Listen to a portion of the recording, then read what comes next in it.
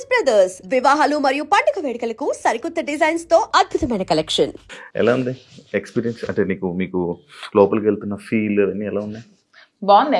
Excitement తో ఉన్నా నేను కూడా. మీకు బాగా ఇంట్రెస్ట్ కదా బిగ్ బాస్ కి వెళ్ళాలి, ఇంట్రెస్ట్, ఫేమ్ అన్ని బాగా ఇంట్రెస్ట్. ఫేమ్ నాకు ఇప్పుడు వచ్చిన ఫేమ్ చాలు, ఫేమ్ కోసం అన్నాయని కాదు కానీ ఇంట్రెస్ట్ అంటే ఒక ఫోన్ లేకుండా, సరిగ్గా ఫుడ్ లేకుండా, సోషల్ మీడియాతో సంబంధం లేకుండా, రోజు డే ఏది తెలియకుండా మన పర్సన్స్ కి దూరంగా ఒక experience, different type of experience. So ఈ ఎక్స్పీరియన్స్ ని ఒకసారి లైఫ్ లో ఫేస్ చేయాలని అయితే ఉంది. అంటే నార్మల్ గా మీ ఇంటర్వ్యూస్ లో కానీ మీరు కానీ మీ రాజా గారు కానీ ఇంటర్వ్యూస్ ఇచ్చేటప్పుడు ఒకరు వదిలి ఒక్క నిమిషం కూడా ఉండలేను అన్నట్టు మీరు చాలా ఇంటర్వ్యూస్లో చెప్పడం జరిగింది కదా. అంటే మీరు వెళ్ళి మీరు రాజాగారితో మాట్లాడకుండా ఆయనతోని కష్టమేమో? చాలా కష్టమే. ఇది నా వీకెస్ట్ అసలు. చాలా మూమెంట్ తలుచుకుంటేనే నాకు చాలా బాధ అనిపిస్తుంది. ఎందుకంటే శ్రీనివాస్ గారిని వదిలి నేను ఇన్ని రోజులు ఒక రోజు కూడా దూరంగా లేను. తను కూడా చూసుకోవడానికి ఎవరు లేరు నేను తప్పితే. సో ఇవన్నీ కొంచెం కష్టమే. అందుకనే ముందు నేను వెళ్ళలేదు. కానీ మళ్ళీ శ్రీన్ గారు ఎందుకు ఈ అవకాశాన్ని వదులుకోవాలి, నీకు వచ్చిన అవకాశాన్ని వెళ్ళు, నేను పర్వాలేదు ఉండగానే సపోర్ట్ చేస్తానని చెప్పి నన్ను కొంచెం మోటివేట్ చేసి పంపిస్తున్నారు. అంటే చాలా మంది కంటెస్టెంట్లు నేను చూసాను అనమాట ప్రతి ఎవ్రీ సీజన్. లోపల అంటే బయట బాగానే స్ట్రాంగ్గా ఉన్నారు అంటారు, లోపలికి వెళ్ళంగానే ఎమోషనల్గా డౌన్ అయిపోయి అయ్యో మన రాజా గారిని మిస్ అయిపోతున్నాను అని చెప్పడం కానీ, లేకపోతే మా పేరెంట్స్ని మిస్ అయిపోతున్నాను, నాకు కావాల్సిన వాళ్ళు మిస్ అయిపోతున్నాను అని చెప్పి ఎమోషన్ అవ్వడం జరుగుతూ ఉంటుంది. అది కొన్నిసార్లు సింపతి అని చెప్పి కూడా బయట పోటరీ అవుతుంటుంది.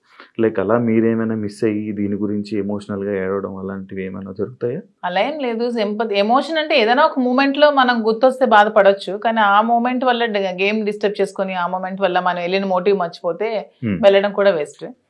బ్యాలెన్స్ చేసుకోవాలి, ఎమోషన్ ని బ్యాలెన్స్ చేసుకుంటూ గేమ్ ఆడాలి. అదే కదా మరి రియాలిటీ షో బిగ్ బాస్. ఇక్కడ మీతో మాట్లాడుతుంది చాలా స్ట్రాంగ్ గా, వెల్ ప్రిపేర్డ్ గా, లైక్ ఇలా ఉండాలి అన్నట్టు ఉన్నది. మీతో ఏమి ప్లాన్ చేసుకున్నారా? అది ఏం ప్లాన్ చేసుకోవాలి? పోనీ మీరు చెప్పండి, మీరు ఒక బిగ్ బాస్ కంటెస్టెంట్ కదా, ఏం ప్లాన్ చేయాలి? మీకు బేసిక్ గా ఆ ప్లానింగ్స్ ఏమి ఉంటాయి నాకు తెలియదు. అంటే రియాలిటీ షోలో రియలిస్టిక్ గా ఉండాలని నేను అనుకుంటున్నాను. ప్లానింగ్స్ ఏమైనా ఉంటే టిప్స్ చెప్పండి. టిప్స్ చెప్పడం కదా, అంటే స్టార్టింగ్ వెళ్ళే కంటెస్టెంట్లకి వాళ్ళకి ఏం తెలియదు, ఎవరు వస్తున్నారు ఏంటి, వాళ్ళ క్యారెక్టర్ ఏంటి, వాళ్ళు ఎలా బిహేవ్ చేయబోతున్నారు ఏంటి అనేది మనకు ఒక ఐడియా ఉంటుంది. కాకపోతే వైల్డ్ కార్డ్ వాళ్ళకి ఒక ప్లస్ పాయింట్ ఉన్నది. అంటే ఏ కంటెస్టెంట్ ఎలా ఆడబోతున్నాడు, ఏ కంటెస్టెంట్ ఎలా ఆలోచించబోతున్నాడు, వాడు ఏం చేయబోతున్నాడు, వాడి స్టెప్స్ ఏంటి అనేది మనకు ముందే ఒక ఐడియా ఉంటుంది. అంటే మీరు మొత్తం చూసారా ఈ 4 weeks? నేను మొత్తం చూడలేదు, అప్పుడప్పుడు చూస్తున్నాను. వాళ్ళకి ఎలా తెలియదో మాకు కూడా వాళ్ళు ఎలాగో తెలియదు. నాకు వాళ్ళ పేర్లు ఇప్పుడు తెలుసు అంతే, అంతకుమించి నాకు తెలియదు. అందులో మాస్కులతో ఆడినప్పుడు వాళ్ళు ఎప్పుడు ఎలా మారుతారో కూడా ఎవరికీ తెలియదు. ఈ రోజు ఇలా ఉండొచ్చు, రేపొద్దున ఇంకొకలా ఉండొచ్చు. ఒక రోజు ఒకలా గేమ్ ప్లాన్ ఉంటుంది వాళ్ళు, ఇంకో రోజు ఇంకోలా ఉంటుంది. సో ఆ స్ట్రాటజీ కూడా కంప్లీట్ గా మనకు తెలియదు. తెలుస్తుంది అనేది అపోహ, అంతే కదా. ఈ రోజు మీ గేమ్ ప్లాన్ ఒకలా వాళ్ళు ప్లాన్ చేసుకోవచ్చు, నెక్స్ట్ మూమెంట్ కి వాళ్ళు మారొచ్చు, ఇలా కాదు నేను ఇంకోలా ఆడాలని మారొచ్చు. సో ఒకే స్ట్రాటజీ మెయింటైన్ అవ్వదు కదా. అంటే లైక్ మాస్క్లు అని చెప్పి అన్నారు కాబట్టి ఎవరైనా మాస్క్ పెట్టుకుని ఆడుతున్నట్టు అనిపిస్తుంది? అందరూ ఆడుతున్నట్టు అనిపిస్తుంది, ఎవరు జెన్యూన్ లేరని అనిపిస్తుంది. మీరు వెళ్ళాక మిమ్మల్ని కూడా మాధురి గారు ఎందుకో మాస్క్ వేసుకొని ఆడుతున్నారు అని అంటే మీరేం? నేను వచ్చాక క్వశ్చన్ చేస్తే ఆన్సర్ నేను చెప్తాను, మీకు అలా అనిపిస్తే. నేను వెళ్ళిన తర్వాత మీకు నేను ఏమైనా మాస్క్ వేసుకున్నట్టు అనిపిస్తే, వచ్చిన తర్వాత మీరు ఇదే క్వశ్చన్ మీకు ఉంటే అప్పుడు ఆన్సర్ చేస్తాను. మిమ్మల్ని ఎప్పుడు ఇంటర్వ్యూలో తప్ప బయట మీ గురించి తెలియదు, మీ ఎమోషన్స్ గురించి తెలియదు. ఎలాంటి విషయాల్లో మీరు కోపడుతుంటారు, ఎలాంటి విషయాల్లో మీరు ఎమోషనల్ గా డౌన్ అవుతుంటారు? నాకు చాలా విపరీతమైన కోపం వస్తుంది యాక్చువల్గా, చాలా అంటే చాలా కోపం. అసలు ఆ కోపాన్ని ముందు ఎలాగా అంచుకోవడానికి నేను ఒక ప్లాట్ఫామ్ అనుకుంటున్నాను. శ్రీనివాస్ గారు చాలా చెప్తున్నారు, చెప్పి పంపిస్తున్నారు. చాలా కోపం. అక్కడ ఏదైనా ఒక అన్యాయం జరుగుతోంది, అక్కడ తప్పు జరుగుతోంది, అది బాగాలేదు, అలా చేయకూడదు వాళ్ళ అనే మూమెంట్ నాకు అనిపించినప్పుడు నాకు చాలా అసలు ట్రిగ్గర్ అయిపోతాను, చాలా కోపం వచ్చేస్తుంది. అంటే ఎవరైనా ట్రిగ్గర్ చేసి అది మీ వీక్నెస్ కదా. నేను ఎవరైనా ట్రిగ్గర్ చేస్తే ట్రిగ్గర్ అవ్వను, నాకు అది నచ్చకపోతే ట్రిగ్గర్ అవుతాను.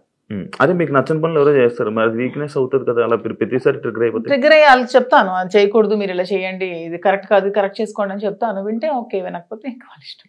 అండ్ ఇంకొకటి, చాలా మంది సీజన్స్లో అంటే మీ ఏజ్ కేటగిరీ గ్రూప్ ఉన్న పీపుల్ ఫాస్ట్గా ఎలిమినేట్ అయిపోయి వచ్చేసే ఛాన్సెస్ ఎక్కువ అనమాట. అది కాకుండా వైల్డ్ కార్డ్స్ కూడా లోపలికి వెళ్ళిన వెంటనే ప్రతిసారి అంటే ఎందుకు ఎక్కువ రోజులు సస్టైన్ అవ్వలేము, లోపల ఉండలేము అని బయటకు వచ్చేసే కంటే ఆ భయంతో ఎందుకు యాక్సెప్ట్ చేయడం, ఫస్ట్ వెళ్తే బాగుంది కదా అని అనిపించలేదా? అలా ఏం లేదు. వైల్డ్ గా ఉంటాను కాబట్టి వైల్డ్ గార్డ్ అనుకుంటున్నాను. అది అర్థమవుతుంది మరి. వైల్డ్గా ఉంటారని. దాంట్లో ఎందుకు అంటే మీ ఏజ్ మేము గెలవకూడదా, మేము ఆడలేమన్నా, మీ ఒపీనియన్ ఎందుకు మమ్మల్ని సపోర్ట్ చేయరా పబ్లిక్ సపోర్ట్ చేస్తారు అంటే నేను ఆ అంటే విధంగా మీరు అన్నారు కదా మీ ఏజ్ వాళ్ళు వచ్చేస్తారు, మీ ఏజ్ వాళ్ళు త్వరగా వెళ్ళినట్టు. అది అనేది జనాలు ఒక ఒపీనియన్, జనాలకి ఒక ఒపీనియన్ అలా ఉండిపోయింది. ఎందుకు ఉండిపోయింది అంటే అది ఎందుకు నాకు అర్థం కాదు. ప్రతిసారి ఆ సీజన్ లో అలా జరగడం వల్ల ఏమో, ప్రతి సీజన్స్ లో అలా జరగడం వల్ల ఏమో. మేము సరిగ్గా గేమ్ ప్లే చేయలేమా, మేము సరిగ్గా స్ట్రాటజీ ప్లాన్ చేయలేమా, మేము ఫిజికల్ గేమ్స్ ఆడలేమా, మేము అన్ని 100% పర్ఫెక్ట్ గా ఇచ్చినప్పుడు మమ్మల్ని మేమే ఎందుకు ఎలిమినేట్ అవుతామని అనుకోవాలి. అంటే ఇప్పుడు మీకు అంటే లైక్ ఇంత బిఫోర్ ఇంటర్వ్యూలో చూసాను, నాకేమో డబ్బుకు అంత పెద్ద కరువు ఏం లేదు, నా దగ్గర కావాల్సినంత డబ్బు ఉంది అన్నట్టు. అంటే మీ డబ్బు ఉన్న వాళ్ళు అక్కడ బాత్రూమ్లు కడమంటే బాత్రూమ్లు, గిన్నెలు కడమంటే గిన్నెలు, కింద తోడమని తోడగలరా? అదే కొంచెం కష్టం. అదే ఇలాంటి విషయాలు ఉంటాయి కదా, అలా దానికోసం అడిగాను క్వశ్చన్. కానీ శ్రీనివాస్ గారు దాన్ని కూడా నాకు మెంటల్ గా ప్రిపేర్ చేస్తారు. అంటే ఏ సిచ్యువేషన్ లో కూడా ఇలా ఉంటాయి. ఇక్కడికి వచ్చాక కడిగిద్దామనా? నేను అసలు చీపురు పట్టుకుంటేనే అతను చూడలేరు. అదే మరి ఇప్పుడు అక్కడ అలా ఉంటాయి. అది కాకుండా మిమ్మల్ని అనరాని మాటలు అంటుంటారు. నాకు ఇష్టమైనది, నాకు వంట వచ్చు కదా, నేను వంట చూస్ చేసుకుంటాను, వాళ్ళకి చేయమని. అంటే మీకు నచ్చింది ఎవరు కదా, అది బిగ్ బాస్, అది బిగ్ బాస్ రిక్వెస్ట్ చేసుకుంటాను. మంచిగా మాట్లాడా. మీ జర్నీ నేను తెలుసుకోవాలనుకుంటున్నాను. లైక్ అన్ని ఇంటర్వ్యూస్లోనే లైక్ ఏదో అంటే ఇప్పుడు జరుగుతున్న ట్రెండింగ్ టాపిక్స్ ఇది, కానీ మీ జర్నీ ఏంటి, మీ ఎమోషనల్ స్టోరీ ఏంటి, అసలు మీ ఫస్ట్ నుంచి ఎలా ఇక్కడ దాకా ఇలా రావడానికి కారణాలు ఏంటి? నా జర్నీ కావాలంటే మీరు యూట్యూబ్లో ఓపెన్ చేస్తే మొత్తం జర్నీ వచ్చేస్తుంది. అది మ్యాటర్ చూసుకోండి. తర్వాత నా జర్నీ తెలియని ఆంధ్ర కానీ తెలంగాణ కానీ ప్రజలు ఎవరూ లేరు, అందరికీ తెలుసు. ఓకే, చిన్నప్పటి నుంచి నాకు బాగా స్పోర్టివ్ స్పిరిట్ ఎక్కువ, నాకు మంచి లీడర్షిప్ క్వాలిటీస్ చిన్నప్పటి నుంచే, కాలేజ్ డేస్ నుంచే మంచిగా లీడర్షిప్ క్వాలిటీస్ ఉండేదాన్ని, లీడర్షిప్ క్వాలిటీస్ మెయింటైన్ చేసేదాన్ని. ఆ క్వాలిటీస్ తో ఉన్న నన్ను మా నాన్నగారు కొంచెం ఆర్థోడాక్స్ కాబట్టి నాకు 19 years కే మ్యారేజ్ చేశారు. ఇంటర్మీడియట్ లో మ్యారేజ్ అయింది, సెకండ్ ఇయర్ లో. మ్యారేజ్ అయ్యాక కూడా నేను కొద్ది రోజులు ఫారెన్ వెళ్ళి షిప్ లో ఉండి, నాకు ఇండియా అంటే అభిమానం కాబట్టి ఇండియాలోనే ఉండాలని డిసైడ్ అయిపోయి నేను ఇండియాకే వచ్చేసి మళ్ళీ స్టడీస్ కంప్లీట్ చేసి నా డిగ్రీ కంప్లీట్ చేశాను.